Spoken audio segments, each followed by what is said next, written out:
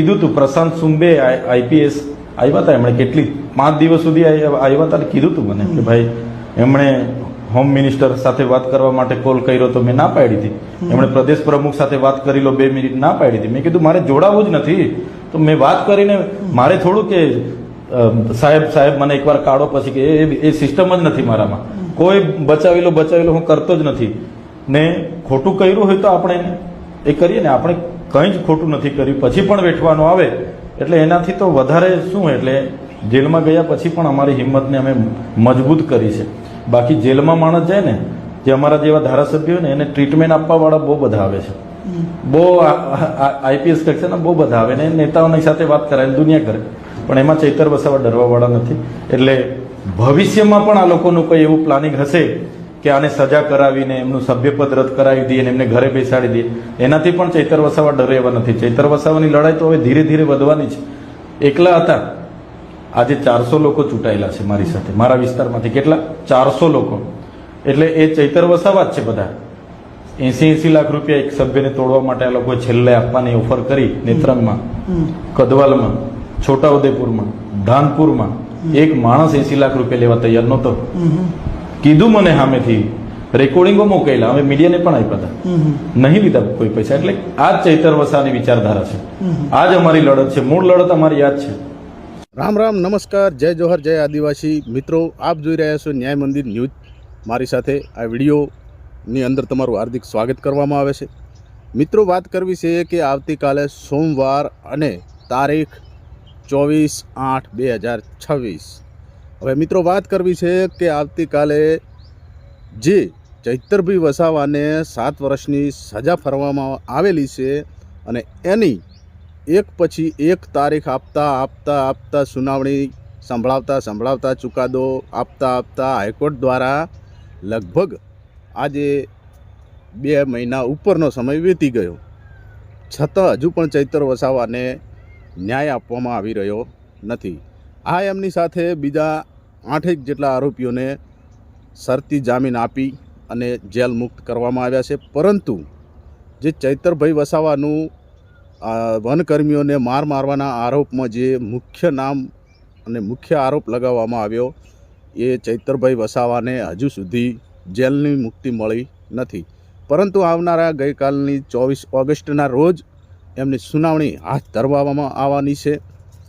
Vadodara central જેલમાં હાલ ચૈતરભાઈ વસાવા સમય વિતાવી રહ્યા છે અને એમને થોડા સમય પહેલાં કેજરીવાલ, જે આમ આદમી પાર્ટીના મુખ્ય કાર્યકર્તા અને મુખ્ય વડા એવા કેજરીવાલ અને એમની સાથે પંજાબના સીએમ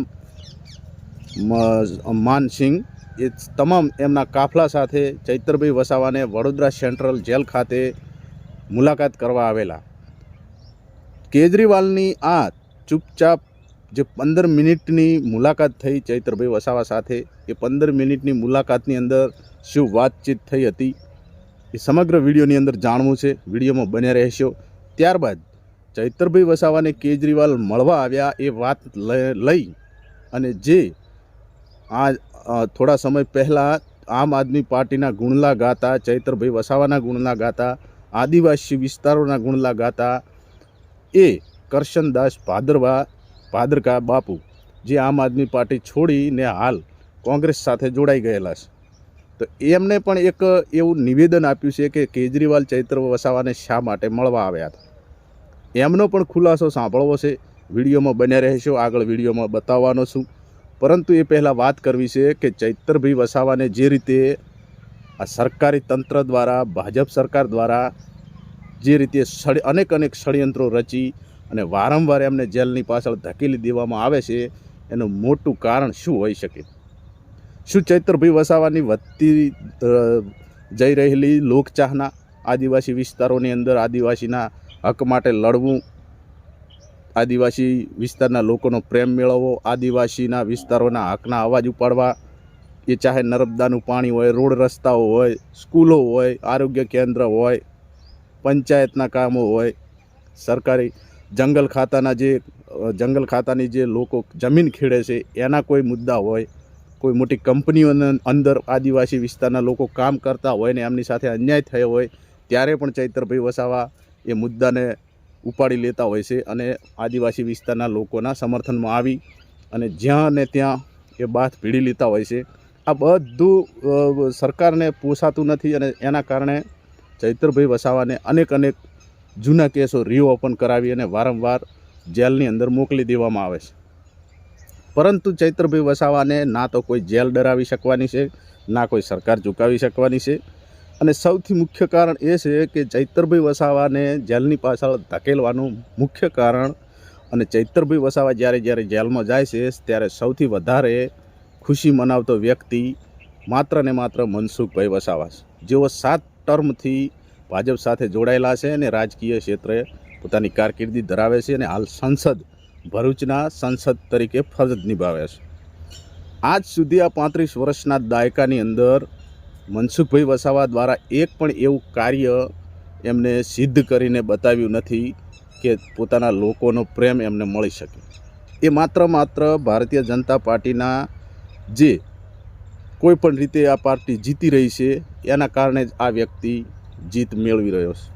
બાકી આદિવાસી વિસ્તારના લોકોની અંદર આ ભાઈની કોઈ વેલ્યુ નથી એવું ખુદ આદિવાસીના લોકો પણ જણાવે છે. અમુક વાર મનસુખભાઈ વસાવા ઘણા વર્ષોથી સત્તાની અંદર છે, છતાં એમના જ વિસ્તારોની અંદર રોડ રસ્તાઓ એટલી હાલત ખરાબ છે, એટલી સ્કૂલોની હાલતો ખરાબ છે. શિક્ષક છે તો ચોપડા નથી, ચોપડા છે તો શિક્ષક નથી. એવી બધી ઘણી બધી તકલીફો એ વિસ્તારના લોકો પણ ભોગવી રહ્યા છે. અને જ્યારે ચૈતરભાઈ વસાવા એમના વિસ્તારમાં જઈ અને કોઈ ભાંડો ફોડે ત્યારે મનસુખ વસાવાને ખૂબ દુઃખ થાય છે. અને એ વાતને પોતાને ગળે ગાંઠે બાંધી અને ચૈતરભાઈ વસાવા ઉપર સરકારના પોલીસ તંત્રની મદદ લઈ અને ષડયંત્ર રચી અને જેલની પાછળ ધકેલી દેવામાં આવે છે. પરંતુ મનસુખ વસાવાને આવું વારંવાર કેમ કરવું પડે છે કે પોતાની ખુરશી પોતે બચાવી શકે? જો ચૈતરભાઈ વસાવાને આવી રીતે વારંવાર ફસાવીને જેલ પાછળ મોકલી ના શકે અને ચૈતરભાઈ વસાવાની તરફેણમાં તમામ વિસ્તારના લોકો, આદિવાસી વિસ્તારના લોકો જે રીતે અત્યારે એમને સમર્થન આપી રહ્યા છે અને વધતા સમર્થનના કારણે મનસુખ વસાવાને એવો ડર છે કે આવનારા સમયની અંદર હું મારી ખુરશી પણ બચાવી નહીં શકું. આપણે જોઈ રહ્યા છે તાજેતરના સમયની અંદર કે શાકબારાની અંદર આપણે જોઈએ છીએ કે ઉમરપાડાના શાકબારાના ખેડૂતો આપસમાં લડી રહ્યા છે જમીનના મુદ્દા બાબતે અને એનો ફાયદો સરકાર ઉપાડી રહી છે. મનસુખ વસાવા વારંવાર સરકાર સામે પણ દલીલો કરી રહ્યા છે કે અમે ધરણા કરીશું, આમ કરીશું, પરંતુ આ સરકારની અંદર એમ ફક્ત પ્યાદું કહો તો પણ કોઈ ખોટું નથી. નહીંતર આજ સુધી એ મુદ્દો ઉઠાવે એ સરકારી માણસ છે, સત્તા પક્ષનો માણસ છે, છતાં સરકાર એક પણ વાત એમની સાંભળવા તૈયાર નથી. એ માત્ર ચૈતર વસાવા જ છે કે વિરોધ પક્ષમાં રહી અને આદિવાસીના હક માટે લડે છે અને હક અપાવીને રહે છે. અને એના જ કારણે આદિવાસી સમાજના લોકો બહુ સ્પષ્ટ રીતે જાણી ગયા છે કે અમારો મસીહા માત્ર ને માત્ર ચૈતરભાઈ વસાવા છે.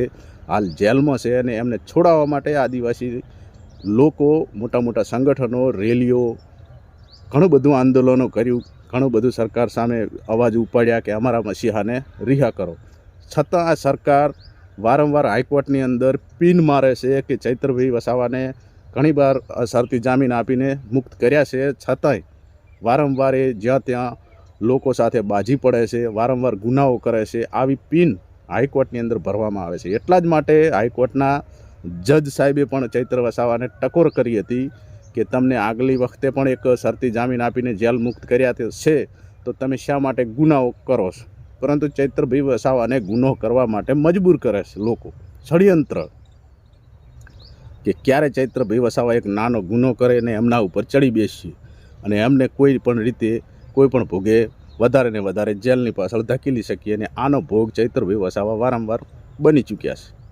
પરંતુ ચૈતરભાઈ વસાવા એક એવો વ્યક્તિ છે કે ના એમને જેલની સળિયા ડરાવી શકવાના છે કે ના સત્તા પક્ષના લોકો ડરાવી શકવાના છે. એ જાહેરમાં ખુલ્લીને કહે છે કે લડતા આવ્યા છીએ અને આગળ પણ લડવાના જ છીએ. અમને ચાહે જેલમાં રાખો કે બહાર રાખો, એનો કોઈ ફરક પડવાનો નથી. હવે મિત્રો, જ્યારે ચૈતરભાઈ વસાવા જેલની અંદર છે અને એવી વાતો સામે આવી રહી હતી, એવી અફવા સામે આવી રહી હતી કે આવનારા સમયની અંદર ચૈતરભાઈ વસાવાને જેલની અંદર ભાજપના લોકો મુલાકાત કરવા જાય છે, તો ચૈતરભાઈ વસાવા હવે લગભગ ભાજપ સાથે જોડાવાનું નક્કી કરી લીધું છે. ને એવી વાત જ્યારે કેજરીવાલને જાણવા મળી ત્યારે કેજરીવાલ ઇમરજન્સી દોડતા દોડતા ભગવત માન સાથે ચૈત્રભાઈ વસાવાને જેલની અંદર મુલાકાત કરવા પણ આવેલા, પરંતુ જ્યારે મીડિયા સવાલ કરવા કેજરીવાલને સવાલ કરવાની કોશિશ કરી ત્યારે કેજરીવાલે કોઈ પણ મીડિયાને એક પણ સવાલનો જવાબ આપ્યો હતો નહીં. ત્યારે કરશનદાસ ભાદરકાને ભડકા લાગ્યા અને એમને પણ વિડીયો બનાવી સોશિયલ મીડિયામાં વાયરલ કર્યો અને કહ્યું કે કેજરીવાલ ચૈત્ર વસાવાને આ રીતે મળવા ગયેલા, ફલાણી રીતે મળવા ગયેલા. સાંભળો એકવાર. પાણી વગર માછલું તડપે, ઓક્સિજન વગર જીવ તડપે, જોડીદાર વગર સારસ પક્ષી તડપે. આ બધું તો ગળે ઉતરે, પણ સત્તા વગર કોઈ નેતા તડપે એવું દેશમાં એક જ ઉદાહરણ છે અને એ છે રિસ્પેક્ટેડ કેજરીવાલજી. ગઈકાલે ગુજરાતમાં આવ્યા, જ્યારે જ્યારે આવે ત્યારે સાથે સાથે ભગવત માન સાહેબને સાથે લાવે છે સીએમ ઓફ પંજાબ. શા માટે? દિલ્હીમાંથી સરકાર ગઈ પણ હજુ એ સત્તાનો નશો, એ સિક્યુરિટી, એ માન સન્માન, એ બંધારણીય રીતે સાથે સીએમ હોય તો જ મળે. કેજરીવાલ સાહેબ પંજાબને રેઢું મૂકીને તમારા વ્યસનને પૂરું કરવા માટે, તમારા સત્તાને નશાને પૂરો કરવા માટે વાતમાં પંજાબને રેઢું મૂકીને માન સાહેબને ગુજરાત તમે લાવો છો. આ તમારું આંતરિક સત્તાનું વ્યસન બતાવે છે. સાદગીના ઢોંગ કરો છો અને ગુજરાતીઓને ક્યાંક ને ક્યાંક ગેરમાર્ગે દોરો છો. તમારી બાજી ખુલી ગઈ છે કેજરીવાલ સાહેબ. તમારી સાદગી તમને મુબારક. તમારી વાસ્તવિકતા ગુજરાત અને દેશ જાણી ગયો છે. તમારો લોકશાહી પ્રેમ તમને મુબારક. તમારી વાસ્તવિકતા ગુજરાત અને દેશ જાણી ગયો છે. શા માટે પંજાબ ઉપર અન્યાય કરો છો? માત્ર 2 પૈસાના તમારા સ્વાર્થ માટે, તમારા માન સન્માન અને સિક્યુરિટી માટે નથી સ્વીકારવાના અમે. તમારી સાદગીના નાટક ઉપર હવે પડદો પડી ગયો છે. ક્યાંક ને ક્યાંક દરેક નેતા અને લોકશાહીના દરેક નાગરિકનું તમે તમારું સત્તાનું વ્યસન સંતોષવા માટે અપમાન કરી રહ્યા છો. એ લોકશાહી માટે, રાષ્ટ્ર માટે અને આવતીકાલની યુવા પેઢી માટે અયોગ્ય છે. ભણેલા ગણેલા છો તો આંખમાં ધૂળ નાખવાનું બંધ કરો અને સત્તાનો નશો સાઈડમાં કરો. દિલ્હીમાં લોકશાહી ઢબે લોકોએ તમને ઘરે બેસાડ્યા છે તો તમારું વ્યસન પણ ઘરે બેસી જવું જોઈએ, તમારો સત્તાનો નશો પણ ઘરે બેસી જવો જોઈએ. સાદગીના નાટક હવે સહન નથી થતા. માફ કરો. તો મિત્રો, કરશનદાસ બાપુનો આરોપો છે, પરંતુ જે પાર્ટી છોડીને અન્ય પાર્ટી સાથે જાય, ફરી પાછા એ પાર્ટી આમ કરે, પરંતુ જે પાર્ટીને છોડીને જાય એ વ્યક્તિનું ક્યારેય કોઈ વિશ્વાસ કરતું નથી. અને જે પાર્ટી બદલીને બીજી પાર્ટી પકડે છે એ લોકોની હાલત તમે અત્યારે જોઈ શકો છો. આની અંદર આપણે જોઈએ કે રાજુ કરપડા હોય, અગાઉના સમયના હાર્દિક પટેલ હોય, અલ્પેશ ઠાકોર હોય, ઘણા બધા આવા લોકો છે જે પાર્ટી મૂકીને ભાજપના ખોળે બેસી ગયા.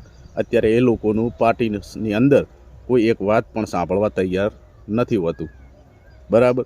તો મિત્રો, વિડીયોની અંદર આપણે ફક્ત એટલું જ જણાવવાનું છે કે ગઈકાલે 24 ઓગસ્ટના રોજ ચૈત્રભાઈ વસાવાને જામીન મળે છે કે નથી મળતા, અથવા જે રીતે સરકારે પિન મારેલી છે કે આ ભાઈને વારંવાર જામીન આપવામાં આવે છે અને છતાં ગુનાઓ કરે છે, તો શું એ વાતને હાઈકોર્ટની અંદર દોહરાવવામાં આવશે? એ વાતને જજ સાહેબ પકડી રાખશે કે પછી ચૈત્રભાઈ વસાવાને સ્ટે આપશે અને સ્ટે મળશે અને સજા કદાચ જામીન મળી શકે? અને બીજું એક કારણ છે કે ચૈત્રભાઈ વસાવાનું જે ધારાસભ્ય પદ છે એ ટકી રહેશે કે નહીં? આ તમામ સવાલોના જવાબ આવતીકાલે લગભગ જાણવા મળી જશે, કારણ કે જે પણ દલીલો બધું હતું એ તમામ પ્રક્રિયા બધું પતી જ ગયેલું છે. ફક્ત ને ફક્ત ફેસલો સંભળાવવાનો બાકી છે, ચુકાદો આપવાનો બાકી છે. એટલે કાલે કેટલા વાગે સુનાવણી હાથ ધરવામાં આવે છે એની રાહ જોઈશું. મળીએ બીજા વિડીયોમાં. જય આદિવાસી.